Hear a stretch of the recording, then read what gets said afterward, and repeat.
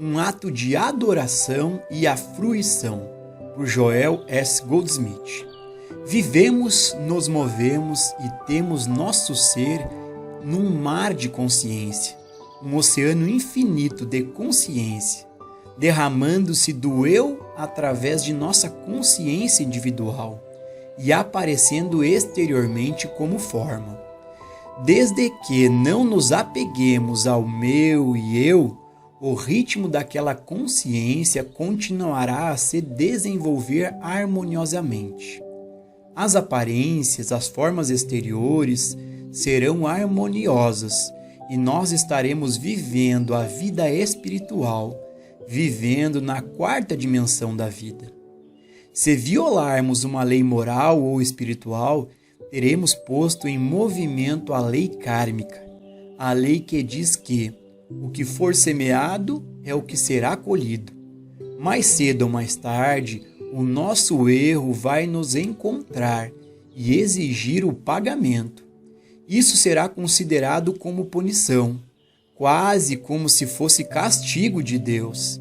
De fato, a maioria das religiões ensina que a punição é de Deus. Quando o mundo aprende a verdade que é revelada no livro Trovão do Silêncio, descobre que isso não é verdade. Qualquer punição que recebamos não é castigo de Deus mais do que acreditar que 2 vezes 2 são 5. E depois pensar que quaisquer efeitos desagradáveis dessa crença errônea são uma punição de Deus. O castigo não é de Deus. É devido inteiramente à nossa ignorância. E a punição termina no próprio momento de nossa iluminação. Enquanto continuarmos a vivermos como seres humanos, não haverá revogação da lei kármica, mesmo que tenhamos que esperar por 10 gerações. A lei kármica, no entanto, é anulada a qualquer momento em que retomamos ao ritmo do universo, ao nos sintonizarmos com ele e com a obediência aos 2 grandes mandamentos. Amai o Senhor Deus de todo o teu coração, com toda a tua alma e com toda a tua mente, e ama o teu próximo como a ti mesmo. Estes 2 mandamentos não são fáceis de seguir. A maioria de nós descobriu que é impossível amar o Senhor nosso Deus de todo o nosso coração e com toda a nossa alma, e é ainda mais impossível amar o próximo como a nós mesmos. Pessoalmente, eu acho que, se alguém alega estar fazendo isso, ele está mentindo, exceto sob uma condição, isto é, se ele sabe o significado de amar a Deus e se ele sabe o significado de amar o seu próximo. Amar a Deus e amar o próximo não tem nada a ver com qualquer emoção. Nenhum destes tem a ver com amor ou com qualquer forma que entendemos por amor, a menos que possamos traduzir a palavra amor em obediência à lei. Vivendo na onisciência, onipotência e onipresença.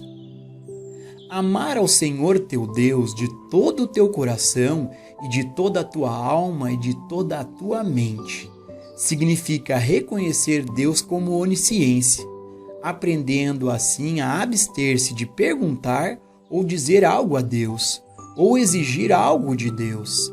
Significa observar o silêncio na presença de Deus e aceitar Deus como onipotência. Nunca devemos buscar o poder de Deus, pois, com a realização da onipotência e onipresença, não há tempo nem lugar em toda a história onde um poder foi ou seja necessário. No reconhecimento da onisciência, há uma exigência de silêncio na presença de Deus. No reconhecimento da onipotência, há uma exigência de silêncio na presença de Deus. No reconhecimento da onipresença, há também uma exigência de silêncio. A única forma de oração aceitável para Deus é o silêncio absoluto. Um relaxamento e uma convicção de que Deus, como onisciência, onipotência e onipresença. Para a graça de Deus, a glória e a perfeição de Deus, é preciso estar quieto. E então o ritmo do universo pode fluir com plena harmonia, unindo todos os homens na casa de Deus.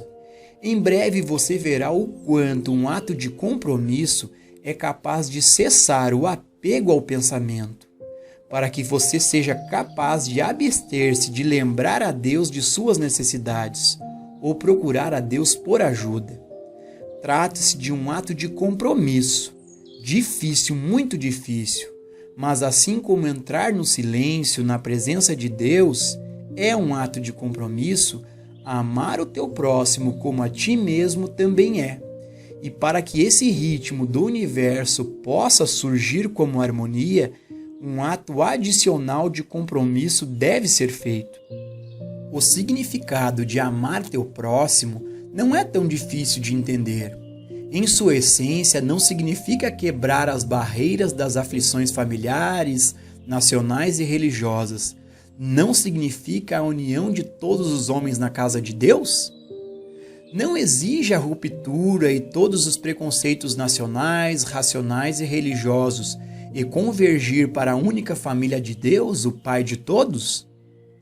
Se estamos fornecendo comida para outras nações, até nações inimigas, ou educação para as crianças que não são as nossas, ou pelo menos contribuindo para isso, ou o que quer que façamos para os nossos semelhantes com uma natureza desinteressada, esse é o ato que prova a nossa aceitação do mandamento de amar o próximo como a nós mesmos.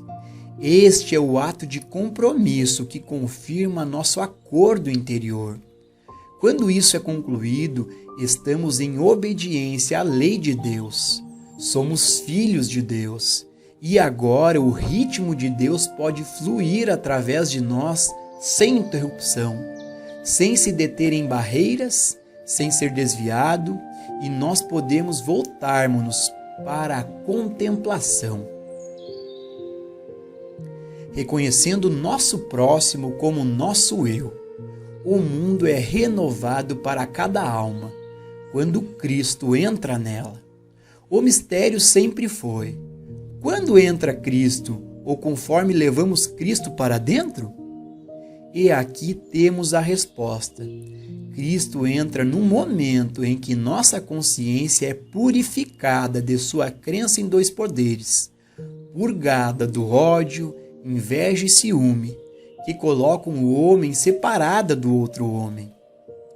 Tão logo o ritmo do universo esteja funcionando dentro de nós, o Cristo entra em nossa alma e o mundo se torna novo, porque não só estamos amando o nosso próximo, mas estamos amando o nosso próximo concretamente. E ao fazê-lo, nosso próximo é obrigado a nos amar. Assim, privamos o nosso próximo do poder de não nos amar. Parece que não temos humanamente o poder de privar os outros de seu poder de nos ferir. Mas nós o fazemos sim, nós o fazemos. Fazemos com que seja impossível sermos mal interpretados ou maltratados porque há apenas um eu. E o que ocorre na consciência do meu ser, ocorre também na consciência do seu ser, por causa de nosso relacionamento com este único ser. No momento que eu amo meu próximo como a mim mesmo, faço de sua consciência e de minha consciência uma única e mesma consciência, respondendo, portanto, à mesma influência. Ao amar o meu próximo como a mim mesmo, privo este mundo da sua incapacidade de enviar armas contra mim. Mas isso também é um ato de compromisso. Este é um ato de compromisso, mas, no entanto, isso não acontece em um único dia. E depois, daí em diante, nos absolveríamos de qualquer responsabilidade. Não. Não, é um ato de compromisso que acontece não só todos os dias de nossa vida, mas geralmente muitas vezes ao dia. Toda vez que encontramos uma pessoa, ela nos obriga a outro ato de compromisso, porque o mesmerismo humano é tão grande que nós automaticamente vemos esse indivíduo como um ser separado dos outros a quem fomos anteriormente reunidos. Atos contínuos de compromisso aceleram a morte do sentido pessoal. Claro, você vê que isso resolve-se finalmente em morrer diariamente, para aquele senso pessoal de eu. Mas não acredite nem por um momento que você pode morrer completamente nessa palavra eu.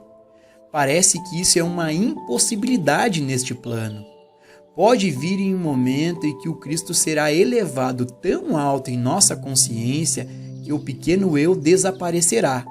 Mas se isso alguma vez já aconteceu, nós não temos o registro disso. Sabemos que o sentido pessoal do eu estava presente com Jesus, quando estava pregando contra os oficiais da igreja e os cambistas, aqueles de altas posições, aqueles que exigiam sacrifício de animais. Sabemos que o sentido pessoal de eu estava lá quando perguntou a seus discípulos: não podereis vigiar comigo 1 hora?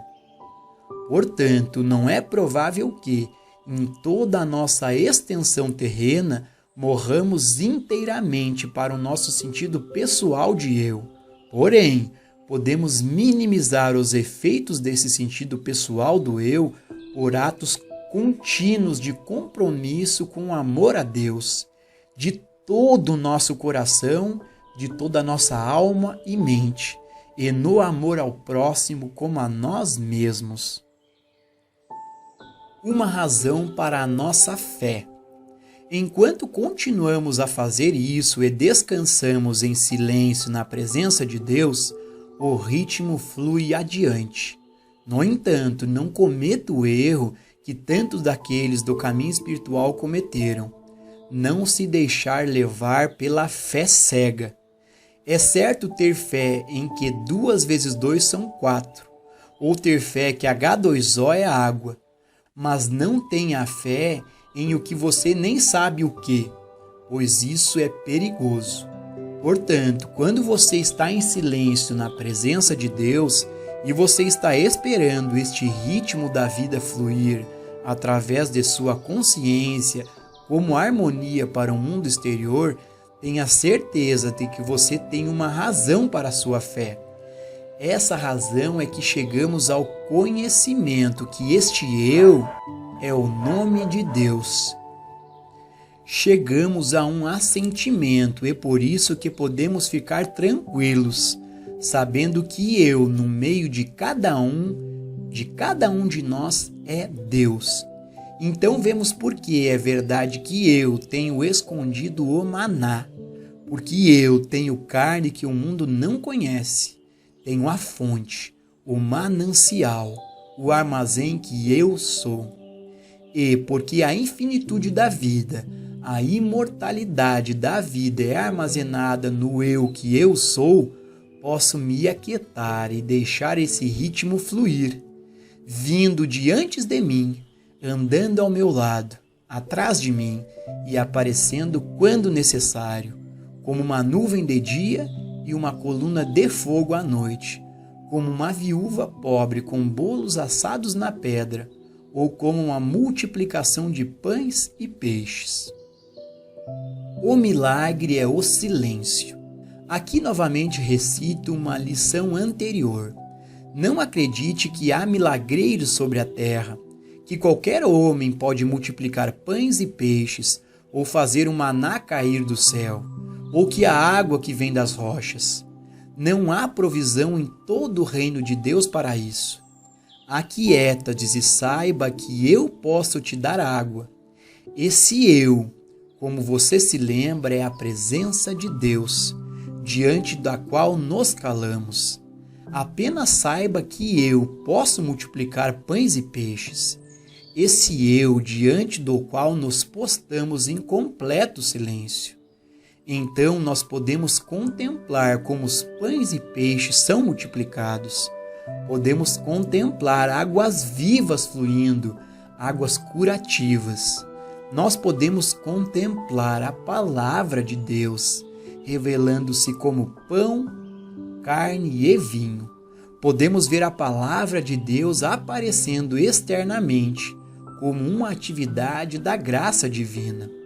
Mas lembre-se disso e nunca se esqueça: nenhum homem na face do globo pode realizar um milagre, exceto o milagre do silêncio. Para a maioria de nós, isso é em si um milagre, se nós formos capazes de alcançá-lo. Fique quieto pelo espaço de 1 segundo e você então verá o eu, que não usamos ou manipulamos, mas que contemplamos na quietude, em silêncio. Este eu aparece exteriormente como harmonia em nossa experiência. Ele também aparece como um poder que fecha a boca do leão e detém Pilatos deste mundo. Quando a Escritura diz: maior é aquele que está em vós do que aquele que está no mundo, você consegue ver exatamente o quão maior, quão mais poderoso é? O poder de Deus está dentro de nós, e sua fortaleza pode ser trazida para o reino externo pela nossa tomada da atitude como contempladores, ficando completamente quietos na presença do eu que somos. A lei kármica é rompida quando o sentimento pessoal é retirado, por Joel S. Goldsmith. É contra este eu que nossos pensamentos se batem. Quando a nossa parte humana se entrega aos ódios humanos, amores e medos humanos, às dúvidas e à ignorância humana. Quando eles se batem contra este eu que eu sou, ricocheteiam de volta como aquilo que nós chamamos de punição. É isso punição? Ou é apenas o erro natural nascido de outro erro? A lei kármica, a lei do colher o que plantou, é posta em movimento sempre que os sentimentos humanos colidem contra a realidade espiritual do eu que eu sou. No momento em que mantemos um pensamento errado ou fazemos uma ação errada, isso atinge a nossa própria integridade espiritual interior e volta refletido para nós.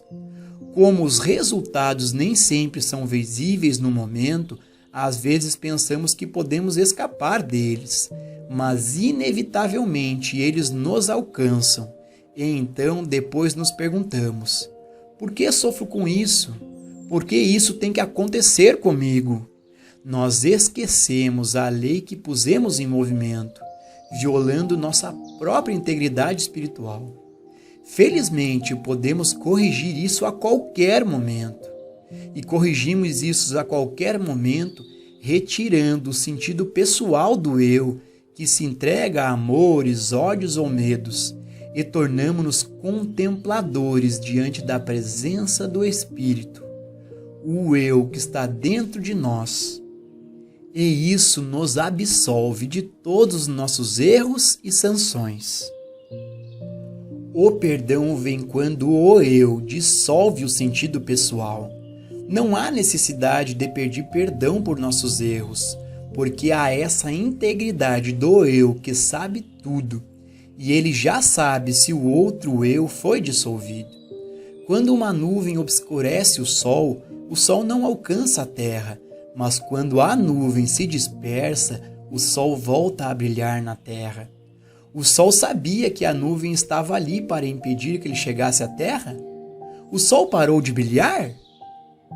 É isso que o eu, no centro do seu ser e do meu ser, nossa integridade espiritual individual, ela está sempre brilhando. Eis que, então, uma nuvem fica no caminho. E qual é a natureza dessa nuvem? O sentido pessoal, o sentido humano do eu. Mas essa integridade infinita que é nossa, que é o eu sou, mantém-se continuamente brilhando. E como a Escritura diz: todo joelho se dobrará. Isso significa que cada nuvem deve eventualmente ser dissipada no curso do tempo. A luz que eu sou dissipa todo o sentido pessoal.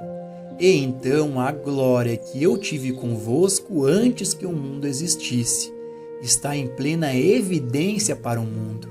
E o mundo diz: esta é a glória do Senhor.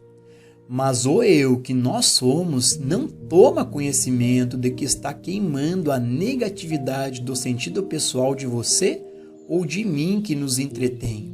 Ele nem sabe. Nossa integridade espiritual está apenas brilhando. E mais cedo ou mais tarde, essa negatividade se evaporará. E o eu que eu sou, que nós somos, nem sequer sabe que houve um sentido pessoal do eu para ser perdoado. Não adianta dizer, por favor, me perdoe, porque enquanto houver um eu para pedir perdão, não há verdadeiramente perdão.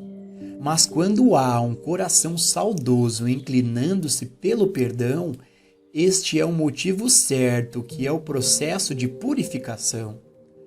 Honramos a Deus e honramos nossa integridade espiritual quando, em vez de pedir perdão ou favores, nos aproximamos de Deus com um dedo de silêncio nos lábios e na mente. Ir a Deus sem pensamentos, sem desejos, ir para este centro dentro de nós mesmos, no silêncio, no qual podemos ouvir a voz ainda pequena e silenciosa, mesmo quando ela está menor e ainda mais silenciosa. O amor de Deus não pode ser canalizado. O ouvido atento é a atitude de oração e meditação, para que possamos ouvir, não para sermos ouvidos, somente para que possamos ouvir, para que possamos receber inspirações de dentro. Façamos isso com o pleno conhecimento de que não vamos receber a graça de Deus por propósito ou uso pessoal, mas só o que é para o benefício de todos. Se vamos orar pela graça de Deus, rezemos por ela, como uma bênção universal de que o reino de Deus possa ser estabelecido tanto na terra como no céu. Independentemente do que quer que nós pensemos, dissermos ou fizermos, será assim. Não vai ser de outra maneira. Ninguém pode canalizar o amor de Deus para esta ou para aquela nação, para esta família ou para aquela outra, para esta pessoa ou para aquela outra. O amor de Deus não pode ser canalizado. O amor de Deus é tanto para os justos quanto para os injustos. Jesus não podia condenar ninguém por seus pecados, sabendo que eles eram o remanescente do sentido pessoal de si mesmo. Por outro lado, ele não podia tolerar ninguém chamando-o de bom, sabendo como ele manifestava a fonte desse bem. E certamente Jesus teria desaprovado que alguém comentasse seus feitos milagrosos, como a própria multiplicações de pães e peixes, pois ele bem sabia que nenhum homem é um milagreiro. O perdão vem em um momento de compromisso, por Joel S. Goldsmith. Deus não deu a ninguém meios de ser operário milagroso, mas o homem, em seu silêncio, torna-se a transparência para o próprio Espírito milagroso. Sem isso, um egoísmo poderia surgir para sempre, negando para sempre aquele espírito interior. Se alguma vez pudéssemos ser feitos para acreditar que o homem mortal é ou pode ser espiritual, ou que o homem mortal é ou pode ser o Filho de Deus, então se seguirá toda a estupidez que faz as pessoas acreditarem que podem ir à igreja no domingo e por algum truque ser perdoado, e em seguida reiniciar seus malfeitos no dia seguinte, carregando com eles também a falta de caridade, sua falta de benevolência, de perdão e fraternidade. Como eles poderiam então ser purificados? Os hebreus ensinaram, e ainda o fazem, que em um dia do ano, observando os ritos daquele dia, eles serão perdoados. Mas isso é impossível. Ninguém é perdoado se mantém sua consciência em dessemelhança com Deus. Não pode ser perdoada, tem que ser abandonada. Quando a consciência separada de Deus, é abandonada, ela não existe e não precisa ser perdoada. Portanto, o único perdão é quando o Espírito transcendente entra e nos purifica. E isso não precisa ser em um determinado dia do ano. Acontece em um determinado momento e geralmente num momento de compromisso. O poder não está nas palavras, mas na consciência. Não confie em palavras, mantras ou orações. Se as palavras e os pensamentos vêm, eles são ferramentas, as ferramentas de trabalho. Mas o poder está na consciência, através da qual as palavras vêm. Deus é a consciência individual. É por isso que nos sentamos em silêncio, com a disposição de ouvir, sem palavras, sem pensamentos, na presença do eu que eu sou. Para o exterior dessa consciência serena, vem a palavra, que é poder. Pode vir com um grande número de palavras e pensamentos, mas não se apegue às palavras e pensamentos, porque então você perde o poder. Aprenda a sentar-se em uma atitude de respeito, de amor e gratidão, diante da porta da sua própria consciência. Sim, lembre-se disso. Eu estou à porta de sua consciência. Estou de pé à porta e bato. Você não percebe que eu somente posso entrar quando você se dispõe numa escuta pacífica e silenciosa diante da porta de sua própria consciência? Não cometa o erro de adorar a consciência de alguém do passado, alguém do presente ou do futuro.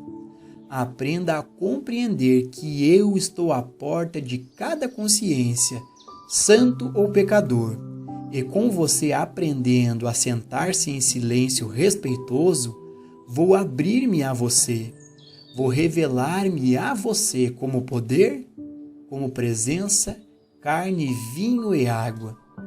As palavras que você pensa nunca multiplicarão pães e peixes. Os pensamentos que você pensa nunca curarão ninguém de seus males. O poder está na consciência. E quando ela se proclama, a terra derrete. Deve haver um você e um eu sentados aos pés do Mestre. Mas sentado aos pés do Mestre onde?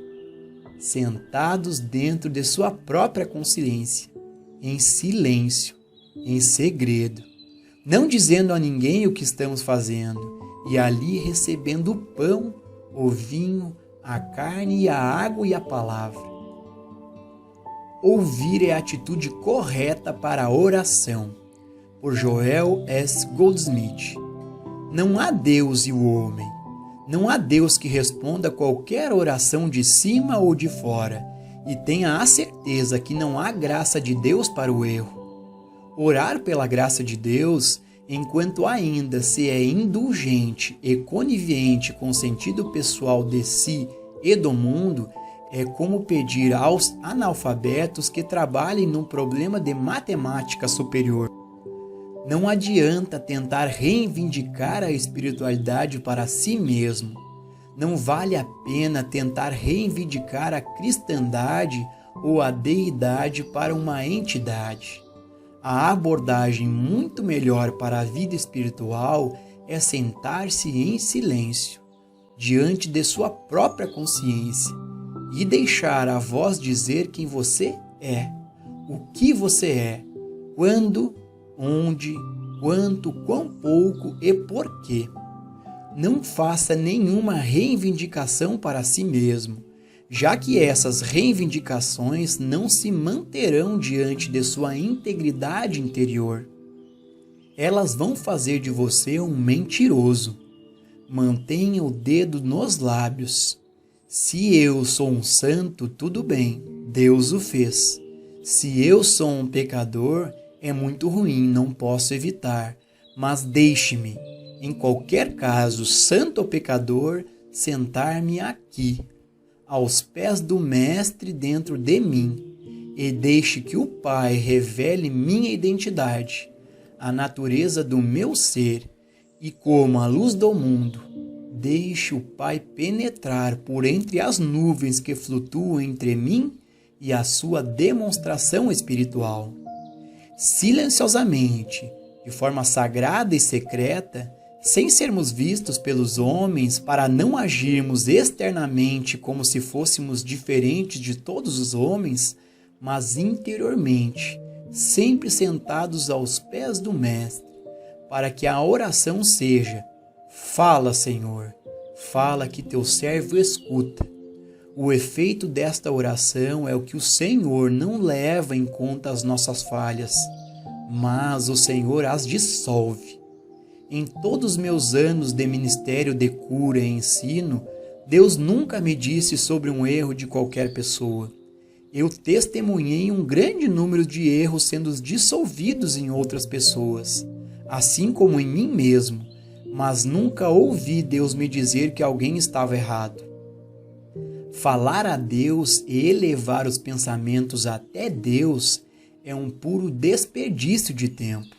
Qualquer coisa que você possa dizer ou pensar, obrigatoriamente se chocaria contra a nossa integridade espiritual interior e saltaria de volta para nós, porque a verdade não está em nós como seres humanos, mas para realmente manter uma atitude de receptividade à palavra que nos é transmitida, a atitude é outra, é a atitude da oração, da meditação, da cura, a atitude de ser um espectador dos milagres de Deus.